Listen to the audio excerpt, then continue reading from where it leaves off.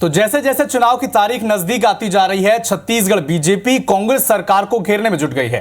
आज इसी क्रम में बीजेवाईएम घोटालों की बारात निकालेगी।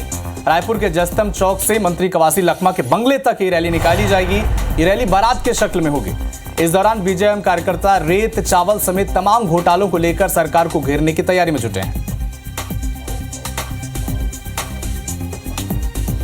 इस वक्त बड़ी खबर आपको बता दें, जहां पर आज बीजेपी लगातार कांग्रेस को चुनाव से पहले घेरने की तैयारी में है और अब बीजेवाईएम आज घोटाले की बारात के रूप में एक बारात रूपी प्रदर्शन करेगी। और इसी क्रम में आज बीजेवाईएम घोटालों की बारात निकालेगी। रायपुर के जयस्तंभ चौक से मंत्री कवासी लखमा के बंगले तक ये रैली निकाली जाएगी।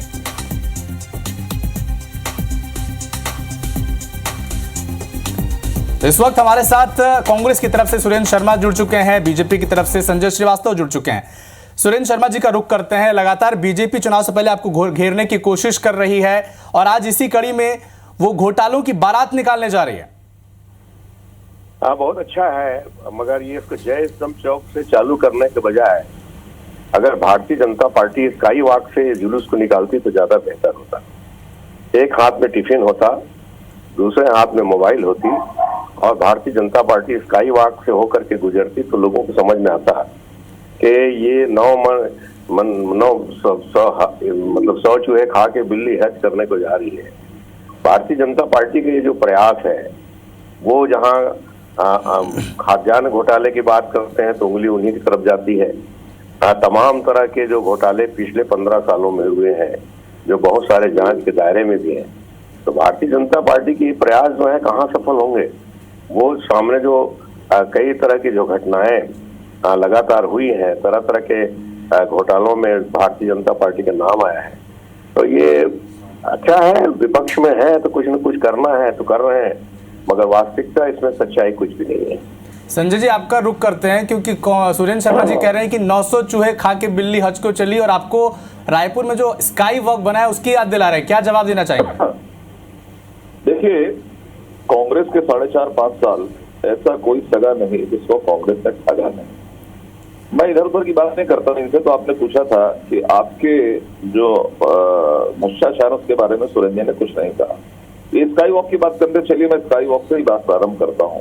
स्काई वॉक ना, ये वही कांग्रेस पार्टी ना जो विपक्ष में उन्होंने कहा था, मुद्दा बनाया था कि हम स्काई वॉक के खिलाफ में आएंगे। नैतिक रूप से इतने कमजोर हो गए हैं, निर्णय में इतने ये कमजोर सरकार है, शराब घोटाले में इतनी व्यस्त ये सरकार है कि उस पर निर्णय तक नहीं ले पा रही है कि उस स्काई वॉक को बनाएं कि तोड़ें। विपक्ष के समय तो बड़ी बड़ी बातें करते थे आप लोग, ऐसा कर देंगे वैसा कर देंगे। निर्णय विहीन सरकार कि करना क्या है, केवल मुद्दा बनाकर हम वोट किस तरीके से बटोर सकें। तो ये रहा स्काई वॉक का जवाब। अब रहा घोटालों की बात। ये इतने दयनीय स्थिति में सरकार आ गई है कि अब अपने घोटालों के बारे में सफाई देने तक की स्थिति में नहीं है। कल की बात से प्रारंभ करूं कि पहले दिन की बात से प्रारंभ करूं, मुझे समझ में नहीं आ रहा है। कल जिस तरीके से एक बच्चे को पटक कर मारा गया, इनके ही विधायक ने सरकार को कटघरे में खड़ा किया गया। इस छोटी से मासूम सी 4-5 साल की बच्ची को गृह केंद्र के अंदर जिस तरीके से पीटा गया, मारा गया, वो भी एक कांग्रेस के नेताओं में हिम्मत नहीं जो आगे बढ़कर इस पर जवाब दे। शराब, अरे हम एक हाथ में मोबाइल में टिफिन लेना, लेकिन हम हाथ पर शराब लेकर झूमते हुए प्रदेश के लोगों को झुमाएंगे नहीं, ये तो तय है। हो सकता है हमारी कोई योजना ठीक नहीं हो, हमने मोबाइल बांटा, हो सकता है कि मोबाइल ठीक नहीं हो, कुछ हो सकता है, लेकिन हम शराब की बोतल युवाओं के हाथ में नहीं पकड़ाएंगे। हम नाचेंगे नहीं, हम मंत्री ऐसा नहीं देंगे जो बोलेंगे कि नहीं और दारू की दुकान खोलना चाहिए।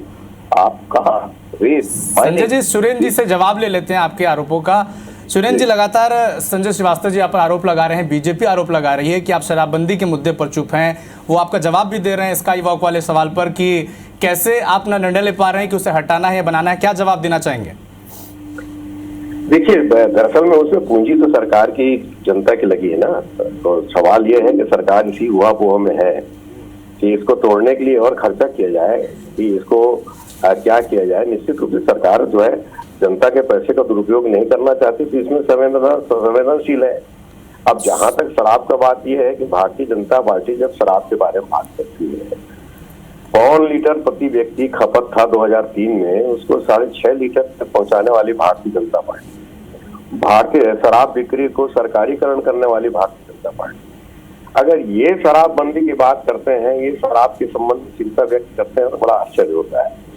जहां तक वो उस बच्ची के साथ जो मारपीट का प्रश्न है, तो एक व्यक्तिगत अपराध है और बहुत ही निंदनीय है, और हम उसकी निंदा करते हैं। उसके खिलाफ सख्त कार्रवाई हो चुकी है, सख्त कार्रवाई होगी।